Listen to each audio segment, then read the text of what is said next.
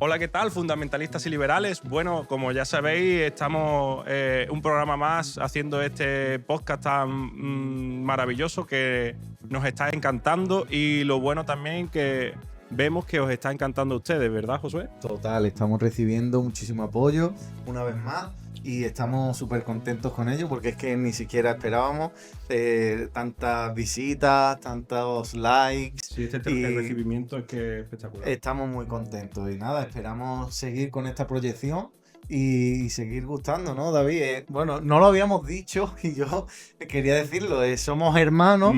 Yo tengo 28 años, estoy casado, tengo 2 hijos y bueno, y él es mi hermano y lo mismo. Igual sí, tengo 31 años, soy el hermano mayor y también igual estoy casado, tengo un niño con 5 años y la verdad es Camino que... de los 40, David. Bueno, sí, porque esto va muy rápido, ¿eh?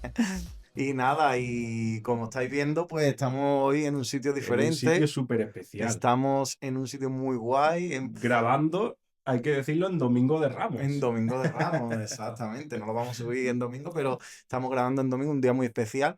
Y bueno, y tenemos un invitado, por eso estamos aquí. Un pedazo de invitado, que te voy a dar el olor que tú Lo vamos a presentar porque tiene un largo currículum.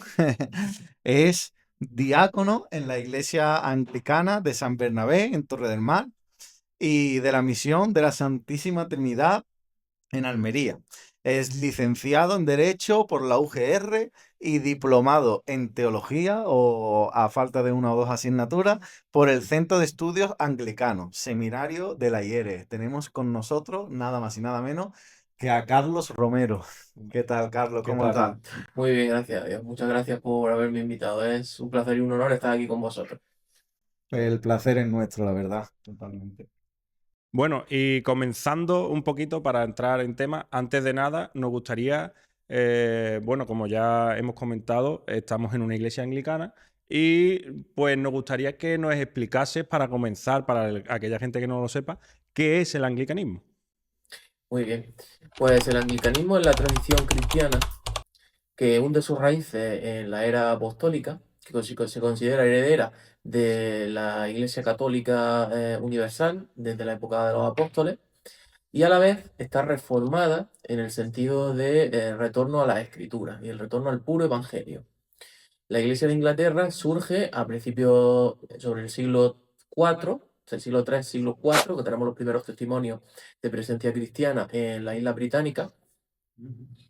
Y desde allí se va desarrollando, y durante la Reforma pues también se independiza jurisdiccionalmente del obispo de Roma y sigue su camino, un camino católico y reformado.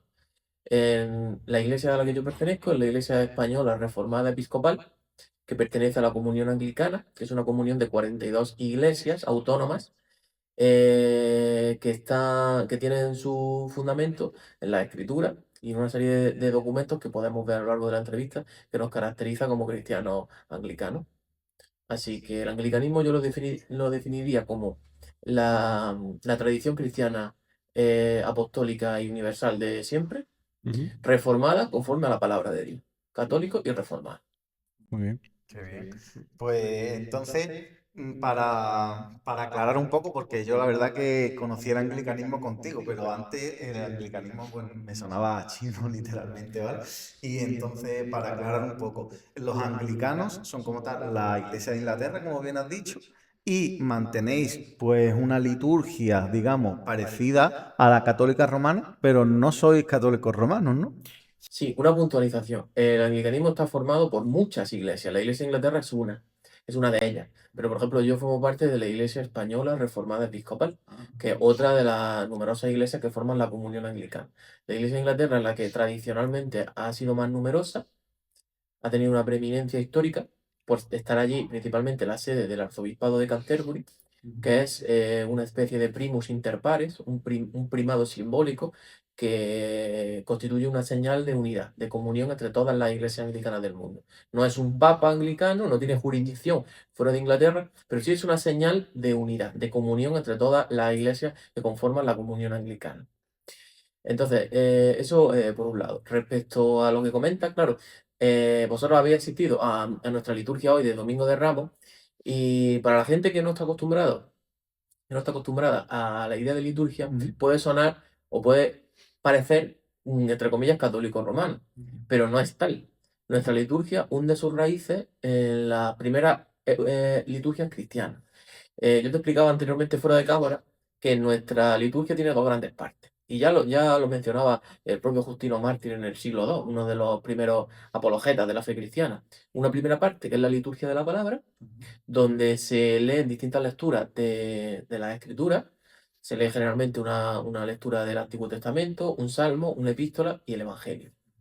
Y una segunda parte que constituye la llamada liturgia de comunión, donde compartimos el pan y el vino como el cuerpo y la sangre de Cristo recibida de manera espiritual y celestial. Esto se ha mantenido así durante 20 siglos y esta estructura básica la comparten una serie de iglesias que se consideran iglesias apostólicas, cada una con sus particularidades. Las tres principales ramas del cristianismo en el mundo son el catolicismo romano, que es la más numerosa, las distintas iglesias ortodoxas, bizantinas, y la tercera es la comunión anglicana. Entonces nosotros como iglesia histórica seguimos esta liturgia. No solo exclusiva tampoco del anglicanismo dentro del mundo protestante, también hay otras iglesias como la iglesia luterana o la iglesia metodista que siguen en mayor o menor medida esta estructura, liturgia de la palabra y de comunión. Entonces, aunque pueda parecer que en algunos casos semejante a la liturgia católico-romana, no es que ellos hayan copiado de nosotros o que nosotros no hayamos copiado de ellos, sino que tenemos un origen común, una liturgia común. Estáis arraigados en una tradición. Exactamente, es una tradición que compartimos entre las distintas iglesias universales, apostólicas, ecuménicas, ya, dependiendo de cómo lo veamos. Y precisamente entramos de lleno en el tema, ¿no? Porque hoy queremos hablar de la tradición. Queremos quitar un poco ese aspecto negativo que se ha podido dar en ciertos sectores, sobre todo evangélicos, como en mi caso, acerca de la tradición. Y bueno, eso, la iglesia anglicana, como bien estás comentando, está arraigada en una tradición y esto no tiene por qué ser negativo, ¿no, Carlos? Claro, la idea es desmitificar un poco, porque claro, nuestro contexto es un contexto evangélico pentecostal en el que todo lo que esté ligado a la tradición ya directamente es algo negativo. Entonces nos gustaría pues que nos explicara realmente qué es la tradición. Vale, pues la tradición en general, desde el punto de vista genérico, se define, viene de la palabra latina traditio, que significa entregado, el verbo tradere. Todo lo que ha sido entregado de una generación anterior a la siguiente es tradición, ¿vale? Todas las iglesias tienen su tradición. O todas las iglesias, todos los grupos humanos tienen tradición, algo que se han recibido de los antepasados. Eso es normal. Puede ser bueno o puede ser malo, dependiendo del contenido de la propia tradición. De hecho, aunque esto pueda parecer extraño, la Biblia es entregada también a través de tradición, porque la Biblia no cae del cielo enviada directamente por Dios en placas de oro, como le pasó a Joseph Smith, fundador de los mormones, que se encontró las placas debajo de la tierra directamente entregadas. Claro. No, la Biblia es un conjunto de libros escritos a lo largo de muchos siglos que han pasado de generación en generación. Desde los primeros, podemos decir Moisés en el siglo III a.C., o según la tesis documentaria en el siglo X a.C., los primeros escritos bíblicos, hasta que se cierra el canon del Nuevo Testamento en torno al año 100, con el Apocalipsis o el Evangelio de Juan, según lo dicen algunos, han pasado pues 1000 años, más de 1000 años. Entonces, todos estos libros han sido entregados de una generación a otra. La Iglesia lo que ha hecho no ha sido inventarse la palabra de Dios. La Iglesia la ha recopilado. La ha recopilado. La palabra de Dios ha sido fruto de una inspiración de determinadas personas a lo largo del tiempo. Y la Iglesia la ha recopilado. Entonces me estás diciendo que para hablar de la tradición nos tenemos que remontar a la propia escritura. Totalmente. La escritura en cierto sentido es tradición, porque ha sido algo entregado. Es tradición revelada. No es tradición de hombres, es tradición revelada de Dios. revelada de Dios a hombres que vivieron en un contexto determinado, en un pueblo determinado, en una época determinada. Eso implica que tenemos que interpretar las escrituras conforme a una serie de herramientas que podemos ver a continuación. Una de ellas es la tradición. Y ahora entramos en la segunda definición de tradición, la llamada tradición de hombres. Esta es la tradición revelada. La tradición de los hombres son circunstancias, prácticas, ritos, doctrinas que se generaron en un punto determinado de la historia y que se han ido transmitiendo de generación en generación, pero que no tienen origen revelado. Por ejemplo, la liturgia, en cierto sentido, es tradición, porque se generó, bueno, si podemos hundir sus raíces incluso a la liturgia del Templo de Jerusalén, pero bueno, desde los primeros apóstoles, con la Eucaristía, Jesús mandó a realizar la Eucaristía, pero todo lo que hay alrededor de la Eucaristía, la lectura de la Escritura, es tradición, pero una tradición buena. ¿Por qué es buena? Porque apunta a la palabra de Dios, porque no contradice la palabra de Dios, sino que te ayuda a vivir la palabra de Dios. Eso es la liturgia, vivir la palabra de Dios. Entonces, el límite que determina cuando una tradición es buena o cuando una tradición es mala es si ayuda a edificarte, apunta a Dios. ¿Es Cristo el centro de esa tradición? Si lo es, sí, es bueno. Si no lo es y debía su mirada de Cristo para ponerla en cosas de hombre, entonces no. Muy bien, es decir, por ejemplo, nosotros aquí tenemos diferentes símbolos y estos símbolos son litúrgicos. Pero el símbolo no es algo en sí mismo, sino que apunta. Exacto. Ajá. Como por ejemplo, ¿nos podría explicar algo Sí. de lo que vemos? Aquí tenemos el cáliz y la patena. En el cáliz se sitúa el vino para la Eucaristía. La segunda parte, como hemos dicho antes, de la liturgia es la llamada Santa Comunión, Santa Cena, Cena del Señor, hay muchos nombres. Entonces nosotros utilizamos estos paramentos donde se introduce el vino y aquí se coloca la oblea o el pan, que es la carne, que es el cuerpo de Cristo, ¿no? Entonces, durante la consagración, el ministro anglicano pronuncia las palabras de la institución, sacadas de 1 Corintios 11, este es mi cuerpo y esta es mi sangre, y luego realiza la llamada epíclesis o bendición para que el Espíritu Santo bendiga estos dones y los transforme en el cuerpo y la sangre de Cristo. Nosotros los anglicanos no lo entendemos de manera literal, a través de lo que se llama transustanciación. No creí. Que eso es una tradición de hombre, y aprovecho para decirlo, que hunde sus raíces en el siglo XII, en la Edad Media. Antes ningún padre de la Iglesia habló de transustanciación. Esto tiene su raíz en el siglo XII. Un debate que hubo entre dos posiciones. Nosotros como anglicanos nos consideramos herederos de la Iglesia primitiva y durante los primeros siglos no se creía en la transustanciación, como digo, sino se creía en otro tipo de presencia. Es decir, Cristo está ahí porque la Biblia dice que este es mi cuerpo y esta es mi sangre, pero también dice la Biblia que Cristo está sentado a la diestra del Padre. ¿Verdad? Entonces, ¿cómo podemos conjugar estos dos extremos aparentemente contradictorios? Pues a través del Espíritu Santo. Una de las tres personas de la Trinidad muy olvidada, pero que en la tradición anglicana tiene su sentido a través de la Eucaristía. Nosotros decimos que el Espíritu Santo es el que nos comunica con Cristo, que está a la diestra del Padre. Por tanto, decimos que Cristo está aquí presente de manera espiritual, celestial. Estamos en la era del Espíritu. Ya lo dijo nuestro Señor, os dejo un consolador. Entonces, el Espíritu Santo es quien nos vincula con Cristo. Cuando nosotros nos acercamos al vino y al pan y ponemos nuestro corazón en Cristo, el Espíritu Santo nos eleva y nos acerca a Cristo situado a la derecha del Padre. ¿Y qué efecto tiene? Bueno, esto es un medio de gracia. Es decir, cuando una persona arrepentida, humilde, se acerca a recibir la comunión, no está recibiendo mero pan y mero vino, sino está recibiendo a Cristo a través del Espíritu Santo, reforzando su gracia, recibiendo el perdón de los pecados, aumentando tu santidad, creciendo en la vida cristiana. Hay muchos medios de gracia. Este es uno de ellos. Uno de los que nos dio Cristo cuando Él estuvo aquí. La Eucaristía como un recordatorio de lo que hizo, también de un refuerzo de nuestra presencia viva, de la presencia viva de Cristo en nosotros, y también una proclamación de lo que ocurrirá en el futuro. Porque decimos que anunciamos esto hasta que retornes. ¿Vale? Tiene una triple dimensión. Pasada, recordamos lo que ha hecho, presente en nuestra vida día a día, y proclamamos su muerte y resurrección hasta que Él retorne. Futuro. Muy bien. Me gustaría que aclarase, porque quizás los oyentes no tienen muy claro qué es la transustanciación. Vale, bueno, lo hemos dejado ahí por hecho. Es una doctrina que surge en el siglo XII aproximadamente, en la Edad Media, en Occidente, no en Oriente, en Occidente, que usando usando una terminología de Aristóteles, implica un cambio de sustancia. Es decir, Aristóteles decía que los elementos tienen un accidente y una sustancia. El accidente son las cualidades externas y la sustancia es la esencia.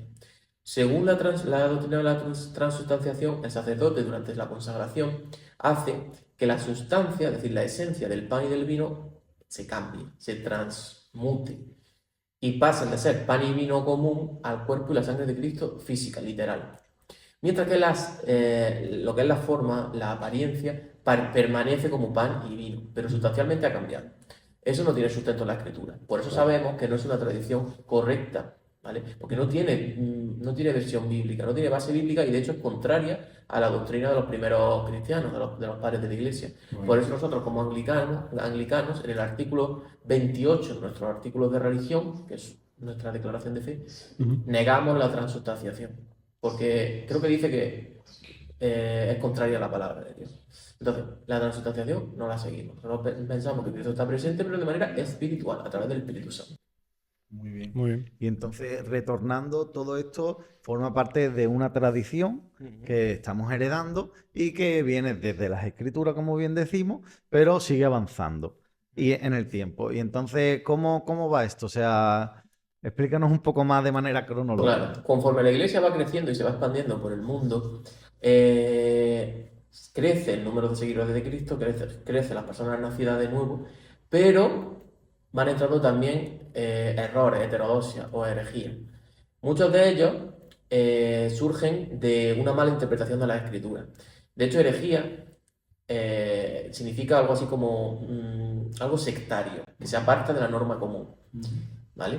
Entonces, estos herejes utilizaban o bien la escritura o bien una tradición que ellos consideraban que podía venir de la escritura. Muchos de ellos empiezan a utilizar los libros gnósticos o apócrifos, apócrifos. Los gnósticos son los que seguían este tipo de cuestiones. Entonces empiezan a introducirse prácticas, creencias y ritos que no tienen sustento en la escritura y que apartan la visión de Cristo, ¿vale? A lo largo de los siglos. Sobre todo a raíz de la caída del Imperio Romano y la introducción de la Edad Media, que es cuando más se introducen prácticas supersticiosas. Puedo poner algunos ejemplos. Por ejemplo, la veneración de las reliquias o la veneración de los íconos y las imágenes. Esas son prácticas que no tienen sustento en la Escritura, más bien todo lo contrario. Hay que recordar Éxodo 20, ¿no? No te harás imagen de lo que hay arriba en el cielo o abajo en la tierra, ni te postrarás ante ella, ¿no? O, por ejemplo, la veneración de reliquias. La veneración de reliquias tiene un origen antiguo. La veneración de imágenes es posterior, es aproximadamente en el siglo VIII, más o menos, que es cuando se establece como un carácter obligatorio que en todas las iglesias, Concilio de Nicea, tiene que haber mínimo una imagen ante la cual los fieles tienen que postrarse, besarla, encender incienso. Estos son dos ejemplos de tradiciones humanas que quitan la mirada de Cristo, o incluso que van en contra de la propia Escritura. Claro. Se podría. No, sí, habla. Es que Carlos es tan enriquecedor que queremos hablar todo. Se podría hacer una distinción entre una tradición negativa, por así decirlo, y otra tradición que es positiva, como por ejemplo tenemos registro del Concilio de Nicea, del credo, que nosotros creemos en esa tradición y nos adherimos a ella y nos aferramos. Sin embargo, como estás diciendo, la veneración de imágenes o reliquias, pues es una tradición que se va creando en paralelo, pero que tiene unas notas negativas. Exacto, porque desvían la mirada de Cristo. ¿Algún ejemplo de tradición positiva, aparte de la liturgia en sí, quitando la palabra de Dios que se proclama en la liturgia y la Eucaristía? Podemos poner como ejemplo también los conceptos que nosotros proclamamos en el credo. Los credos son tradición apostólica, son tradición viva, de la Iglesia indivisa. Tenemos tres credos. El credo apostólico, que surge en Occidente, es el más antiguo, incluso algunos dicen que fue formado por los apóstoles. El credo niceno y constantinopolitano, que surge primero en el Concilio de Nicea del año 325 y se retoma en el 381 con el Concilio de Constantinopla. Y el tercero es el credo de San Atanasio, que es un credo occidental que no sigue mucho, pero bueno, es un credo interesante. Entonces, el propio concepto de Trinidad es un concepto de tradición, pero es una tradición sustentada en la Escritura, porque la Biblia enseña que existen tres personas y un solo Dios. O el propio concepto de las dos naturalezas de Cristo en una sola persona. El propio concepto de esencia, ¿no? Substantia en latín, ousia en griego, es un concepto que viene de los padres capadocios, que vivieron en la época de entre Nicea y Constantinopla, desde el siglo IV. O sea, me estás diciendo que nosotros los evangélicos, cada vez que hablamos de cristología, estamos trayendo tradición. Totalmente, porque la palabra Trinidad, la palabra esencia, la palabra persona o hipóstasis en griego no aparecen en la Escritura directamente, pero sí se extraen de la Escritura. Cuando Cristo habla con el Padre, son dos personas distintas, pero también dice Cristo, el Padre y yo somos uno, una sola esencia.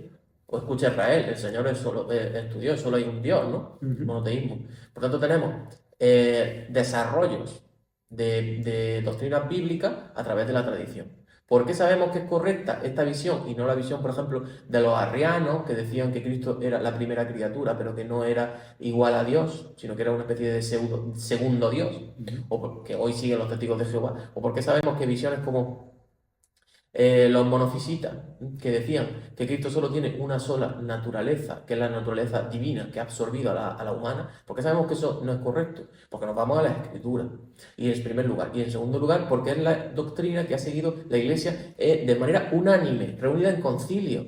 Los 4 primeros concilios ecuménicos tuvieron representados todas las iglesias de la cristiandad. Bueno, en el cuarto, la de Egipto se apartó, pero más bien por una cuestión terminológica. Pero los 4 primeros concilios, que son los que hablan de cristología, hablan de Trinidad y hablan de la divinidad del Espíritu Santo, estaban todas las iglesias del mundo ahí reunidas. Entonces sabemos que es porque las Escrituras lo señalan y porque la Iglesia siempre lo ha querido así. Por eso sabemos que una tradición es buena. ¿Vale? Muy interesante. Entonces, ¿podríamos decir que se puede ir tradición viva y tradicionalismo deformado? Hay un libro de Justo González sobre la historia del pensamiento cristiano que nos dice este pensamiento mismo, ¿no? Que está pues, explicándonos de manera brillante. Gracias. Y que muestran que la fe se transmite en una continuidad viva de enseñanza y de culto, ¿no? Y eso requiere pues la tradición buena y viva, ¿no? que vemos hoy. Otra cosa es cuando en ciertas tradiciones que, como bien ha explicado, deforman, ¿no? Y podemos decir que ahí es donde protesta Lutero, ¿no? Precisamente, ¿no? Él no rechaza las tradiciones buenas, es más, las mantiene, ¿no? ¿Nos podría explicar un poquito también sobre eso? Sí, la reforma, como su propio nombre indica, es reformar la Iglesia Católica Occidental en el siglo XVI. La Iglesia Católica Occidental en el siglo XVI estaba repleta de práctica y doctrina antibíblica, que habían surgido sobre todo en la Edad Media y que desviaban la mirada de Cristo. Por ejemplo, el propio concepto de transustanciación, la veneración de imágenes, como hemos dicho antes, el papel exaltado que se tenía de algunos atributos falsos o verdaderos, pero exagerados, de la Virgen María o de los santos, el papel de las indulgencias. Entonces, lo que hace Lutero es poner el Evangelio en el centro, poner a Cristo en el centro. La Reforma yo la definiría como el mayor movimiento cristocéntrico desde la época de Nicea.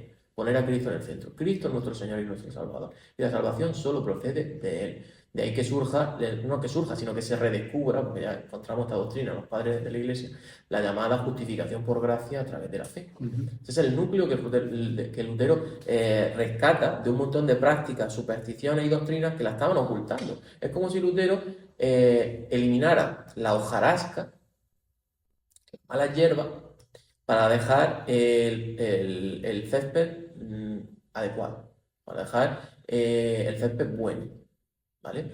Poda la hoja, las malas hierbas, poda la rama del árbol, que era la Iglesia, que se habían desviado de la Escritura, para dejar ver el rostro de Cristo, que había sido ocultado durante muchos siglos.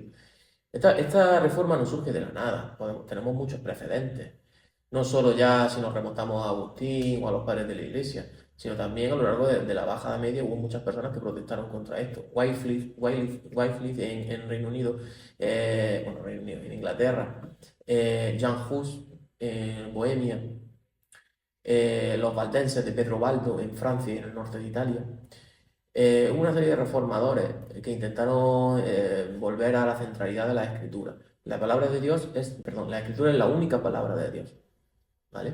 Es la principal fuente de doctrina y la única doctrina revelada. La tradición tiene como papel desarrollar y aclarar la palabra de Dios, pero jamás se puede poner a su altura. Otra de las características de la reforma. Entonces, ese es el papel de la reforma. Entonces, Lutero en la Reforma, que me encanta esa analogía, corta el césped y se queda con lo bueno, no está quitando o enfrentándose a la tradición, sino que él, acuñando el término sola escritura, no está contradiciendo a la tradición, ¿no? Explícanos un poquito de eso, porque Sí. normalmente cuando los reformados hablamos de sola escritura, sobreentendemos sin razón que hay que quitar del medio la tradición. Claro, Lutero mantuvo las tradiciones bíblicas, mantuvo la liturgia, mantuvo los sacramentos, que son doctrinas extraídas directamente de la Escritura, bautismo y Santa Cena, esos son los sacramentos del Evangelio. Él los mantuvo, de hecho tenía una alta visión de los sacramentos. Bueno, Lutero y los demás reformadores, no tenemos que olvidarnos tampoco de los reformadores españoles, nuestra iglesia, la iglesia española reformada episcopal, se siente continuadora de los reformadores españoles, como Casiodoro de Reina, Cipriano de Valera, Antonio del Corro, Juan de Valdés, hay un montón. También llamo a la audiencia que busque sobre la reforma española, que da para mucho, ¿no? La reforma en Inglaterra, en muchos países tuvieron su propia reforma. Bueno, mantuvo la liturgia, mantuvo los sacramentos, mantuvo el orden tradicional de la iglesia. Bueno, en nuestro caso, por ejemplo, la iglesia anglicana mantiene la estructura de diáconos, presbíteros y obispos, que son los tres ministerios de la iglesia, que eso tiene su origen ya en el siglo I. Entonces, se mantiene lo que se considera que desarrolla la escritura, la explica mejor, y se elimina aquello que oscurece a Cristo, ¿vale? Y otra de las características de la reforma, como hemos indicado anteriormente, es que pone la Biblia en el centro. La Biblia es la única palabra de Dios. La fuente de revelación es solo la Biblia. No la única fuente de doctrina, la principal fuente de doctrina, pero es la única fuente de revelación divina. ¿Qué significa que sea la principal fuente de doctrina? Lo que se llama en latín norma normans, la norma que determina la norma.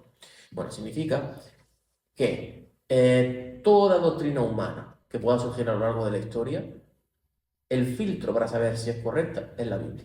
Es lo que decía al principio, ¿verdad? Entonces, concepto, por ejemplo, la bendición de las hojas de palmera que hemos hecho al entrar antes de este culto. Eso es una tradición, no aparece en la Biblia. Bueno, en la Biblia aparecen las hojas de palmera y demás, pero no aparece esto antes de la liturgia. Pero se entiende que es una tradición, bueno, neutral o positiva y por eso se mantiene. El problema es cuando esa tradición implica superstición. Y te pongo otro ejemplo para que lo podáis entender. El llamado abuso de algo positivo. Tenemos en la Biblia la Eucaristía, que la encontramos en todos los evangelios y en 1 Corintios 11, ¿no? Que se practica desde los primeros momentos, la Santa Cena, acercarnos al cuerpo y la sangre de Cristo. Bueno, a lo largo de la Edad Media surge una práctica abusiva de esa, que es la llamada, es el transporte del cuerpo de Cristo en un relicario que hace la Iglesia Católica y transportarlo por la ciudad y luego adorarlo. Es lo que se llama la adoración al Santísimo. Eso es una práctica que no es bíblica. De hecho, desvirtúa la esencia del sacramento, que es tomar y comer, tomar y beber. No tomar y postrarlo ante él durante un día o venerarlo mientras se pasea por la ciudad. Eso tiene su origen en la Edad Media. Y eso es una de las cosas que la Reforma suprimió. Porque era un abuso de algo bueno. Claro. Entonces, nosotros como protestantes, como evangélicos, tenemos que ver, ¿está en la Escritura? Si no está expresamente en la Escritura, ¿es bueno? Es decir, potencia, nos acerca a Cristo sin contradecir la propia Escritura. Si es así, vale, se puede admitir, no es obligatorio, pero se puede admitir. Sí. Pero si nos aleja de Cristo, si es contrario a la propia esencia de la Escritura, como la transubstanciación, o esto, si nos aleja de Cristo, no es bueno mantenerla. Y eso es lo que hicieron los reformadores, eliminar las prácticas que nos alejaban de Cristo. De hecho, lo que acabas de decir hace un minuto, lo veníamos hablando mi hermano y yo por el camino, porque en esta semana, que se inicia con el Domingo de Ramos, ¿no? Pues se sacan lo que llamamos comúnmente los tronos, sí, y se le hacen promesas a algunos y se veneran. Muy fuerte, en Andalucía. Exactamente. Y entonces, pues por culpa de esa deformación de la tradición y de la escritura, pues se ve la Semana Santa como algo totalmente negativo. Y de hecho, bueno, muy mal, ¿vale? Y sin embargo, nos estamos perdiendo lo que es la Semana de la Pascua. Exacto. Por culpa de una deformación, quitamos todo, lo malo, pero también lo bueno. Exactamente. Y ese es el problema. Claro, porque el siguiente punto sería que la tradición buena no solo está bien, sino que al final es inevitable y depende Totalmente. de nuestra cultura, ¿no? Y algo que tenga un tan buen mensaje como la Semana Santa, si quitamos toda esta mala tradición o toda esta hierba que comentaba, pues nos quedaría algo bastante bueno, ¿no? Exacto. Entonces, ¿tú qué nos puedes decir sobre esta condición inevitable de la tradición? Claro. Todas las iglesias, incluso las que dicen que no siguen la tradición, tienen tradición. El orden de culto, las canciones que se cantan, el estilo del sermón, los ritos, las prácticas, todo eso es tradición. O sea, una iglesia que te diga, yo no sigo las tradiciones de hombres, está engañando. Porque todos tenemos nuestra propia tradición. Ahora, como he dicho antes, hay que comprobar si la tradición es positiva o negativa. Claro. La Semana Santa es la centralidad, desde ya los primeros tiempos, la centralidad del tiempo litúrgico como cristiano. Conmemoramos la entrada triunfante de Cristo en Jerusalén hoy, la pasión y muerte de nuestro Señor Jesucristo en la cruz, segundo evento más importante, y el más importante, que mucha gente se olvida, es la resurrección, el domingo de resurrección, a los 3 días resucitó. ¿Qué pasa en Andalucía o en España? Bueno, el hecho de que se saquen procesiones a la calle, bueno, puede ser positivo o negativo. Depende del corazón de las personas. Si tú estás poniendo tu esperanza, estás poniendo tu salvación, estás poniendo... Bueno, mucha gente dice, no, que realmente no adoramos a la estatua, sino la veneramos y sabemos que adoramos lo que representa, pero si tú te postras ante una estatua y te emocionas y la veneras de una manera exagerada, estás desviando tu mirada de Cristo. Sobre todo con la mariología que existe en algunas partes de España. Claro. Donde a la bendita Virgen María se le atribuyen honores que no le corresponden y que a ella le habrían repugnado. Claro. Entonces, de nuevo decimos lo mismo. Esto es neutral.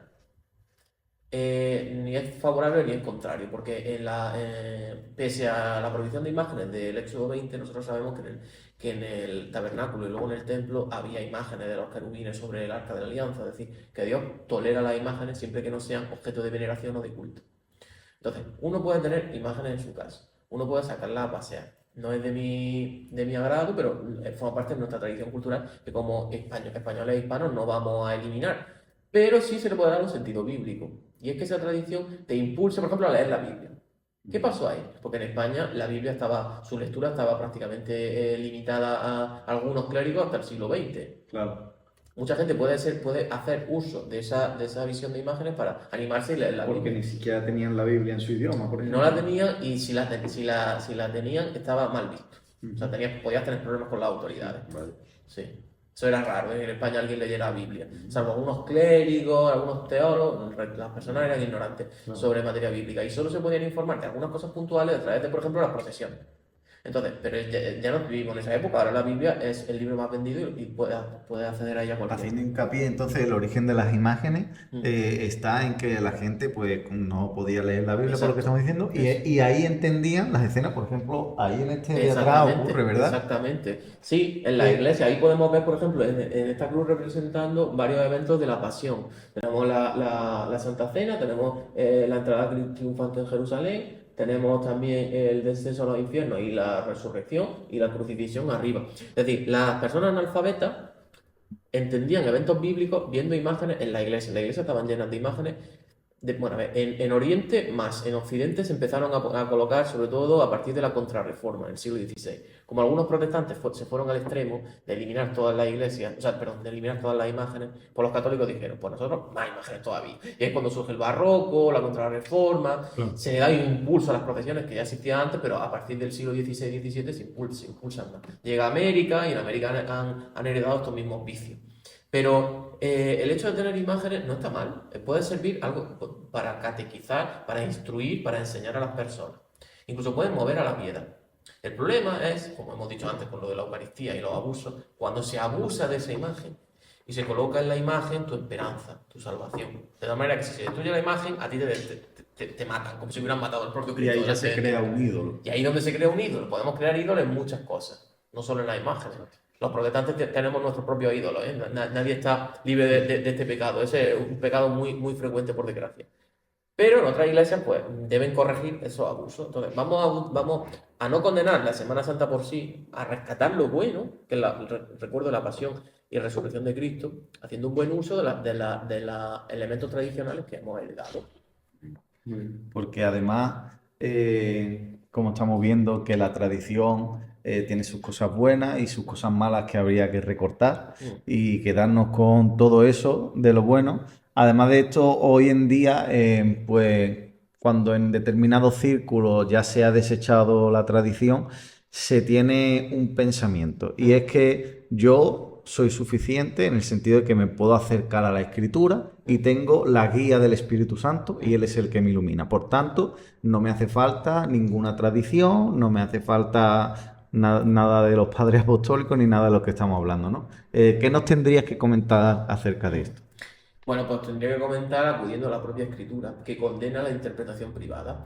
En la primera epístola de Pedro se dice, bueno, ya en la época apostólica ya había problemas. Solo hay que ver las epístolas a los Corintios, Gálatas, algunas epístolas pastorales, incluyendo la de Pedro.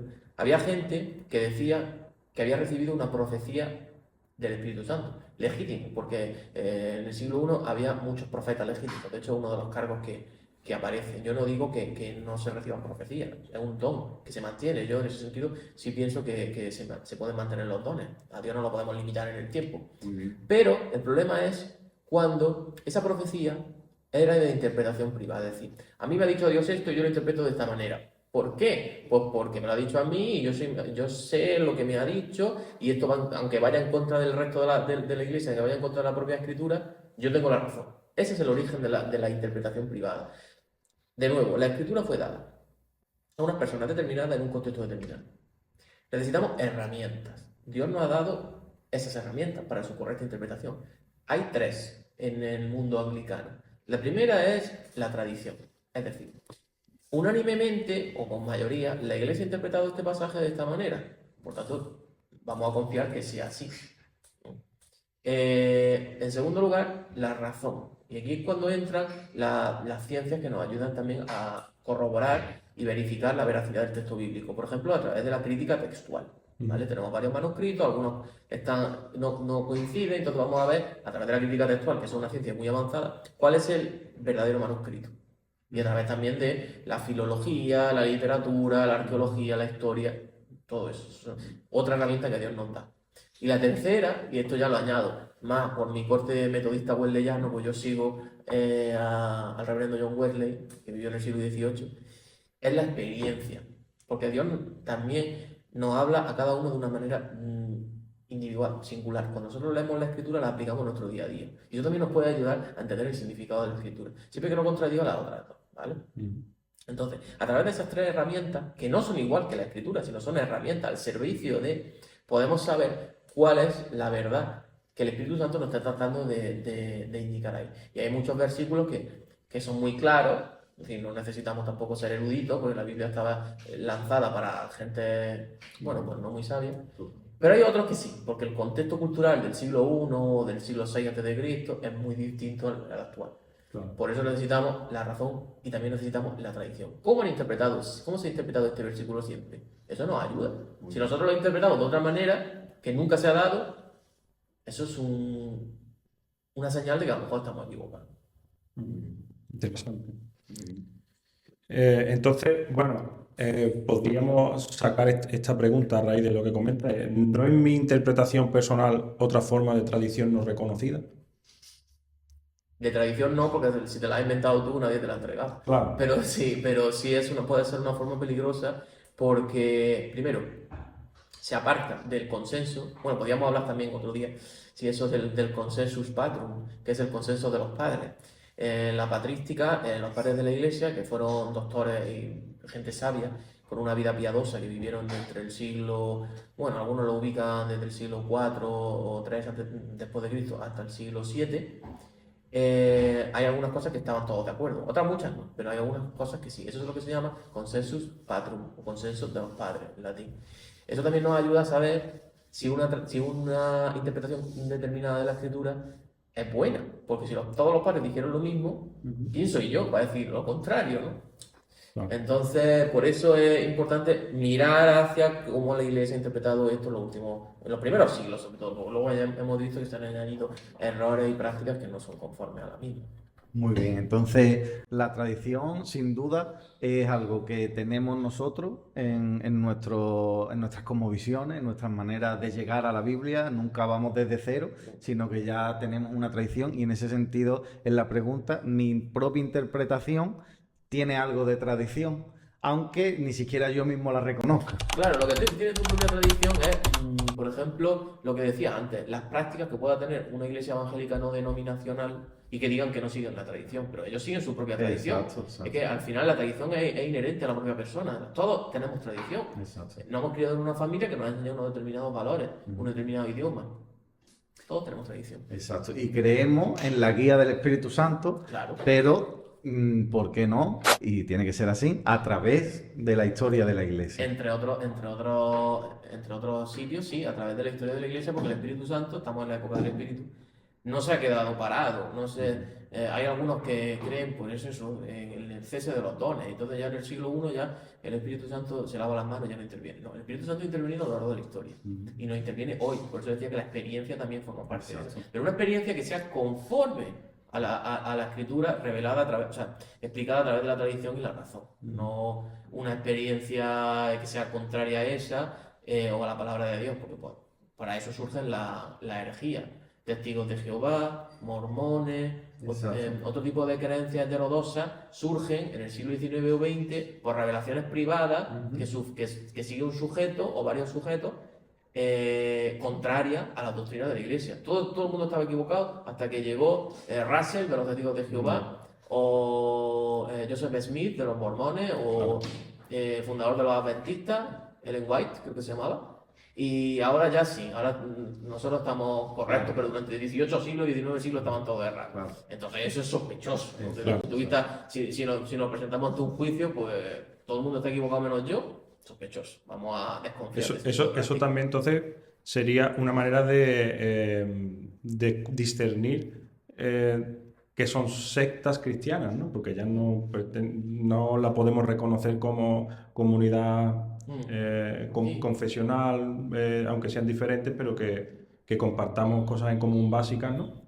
Y claro, considerar, por ende, nuestros hermanos, podríamos decir, ¿no? Claro, pero ellos se han apartado del tronco principal de la Iglesia para aportar nuevas ideas que no son conformes a la palabra de Dios. Entonces, la palabra secta, entendida esta como disidentes del tronco principal, es apropiada. No secta en el sentido de mucha gente piensa que te lavan el cerebro y demás, que a veces coincide, pero no siempre. Son más bien desviaciones del cuerpo principal. Claro. Iglesias que no confiesan el credo, ninguno de los credos, que no creen en ellos. Por ejemplo, lo que decíamos antes, Jesucristo es la primera criatura, ahí están negando el credo.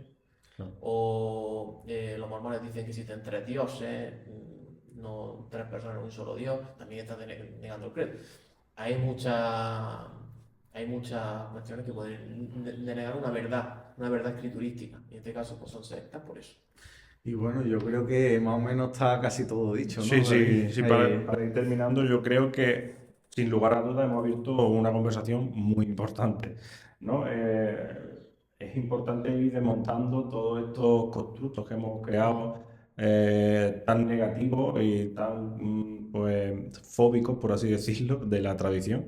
Y estamos viendo que realmente la tradición podríamos decir que es buena, ¿no? Entonces, ¿no? La tradición que tiene su fundamento en la Biblia y que te acerca a la Escritura, que te acerca a Cristo, es buena. La tradición que oscurece a Cristo es mala. Claro. Así lo podríamos decir. Y hay algunas que son neutrales, dependiendo de tu corazón, donde esté tu corazón. Muy bien. Y queremos incentivar con esta conversación que hemos tenido aquí, tan enriquecedora de nuestro hermano Carlos, queremos incentivar a la gente a no tener ese miedo a lo que es tradicional, a lo que viene ni siquiera del medievo y muchísimo menos anteriores, después de la Reforma, a toda la historia de la Iglesia, sino a cultivarse de ello, a buscar información, a estudiarlo y a adherirse a los concilios, a los credos y a nuestra historia, que ha sido el Espíritu Santo conservando a la misma Iglesia durante miles de años. Es que es algo tremendo. Exacto, yo lo que recomendaría a los evangélicos que nos estén viendo, o a cualquier persona que tenga curiosidad sobre estas cosas, es informarse, acudir, por ejemplo, a una liturgia protestante tradicional, luterana, anglicana, metodista, incluso presbiteriana, y preguntarse, ¿esto que están haciendo? Primero, ¿tiene fundamento o es contrario a la palabra de Dios? ¿Sí o no? Si no, ¿es bueno porque nos acerca a Cristo? Si es sí, yo lo aceptaría. Aunque si no lo acepta, por lo menos lo tolera. Lo tolera. Y respecto a los credos, claro, es lo que nos une como cristianos. Porque yo me siento muy tranquilo y muy satisfecho al saber que lo que proclamamos cada domingo en nuestra iglesia no es una cosa nueva que surgiera en el siglo XIX o XX por lo que dijo nuestro fundador, sino que se ha dicho durante 20 siglos, incluso más, si incluimos también la parte del Antiguo Testamento. Y eso nos vincula a los cristianos del pasado, del presente que están proclamando en estos mismos momentos el mismo Evangelio y del futuro. Qué bien. Bueno, pues tenemos un regalo para nuestro hermano Carlos. Como siempre, Lo que antes pasa de... que tengo que decir que llevamos Carlos y nosotros llevamos hablando bastante tiempo ya, pero hasta ahora no nos habíamos visto en persona.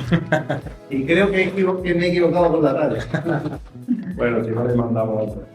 Y bueno, y a propósito Qué de lo que guay. estamos hablando, pues esta es la camiseta de Agustín de Hipona. Impresionante. Muchas gracias.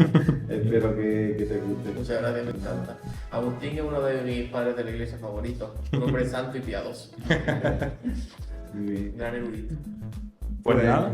Esperamos tener más entrevistas como esta. Claro, que no sea la primera contigo porque ha sido un placer. Hemos Primera, sí, disfrutado. la última, ¿no? Exacto. Que no sea la única. La única.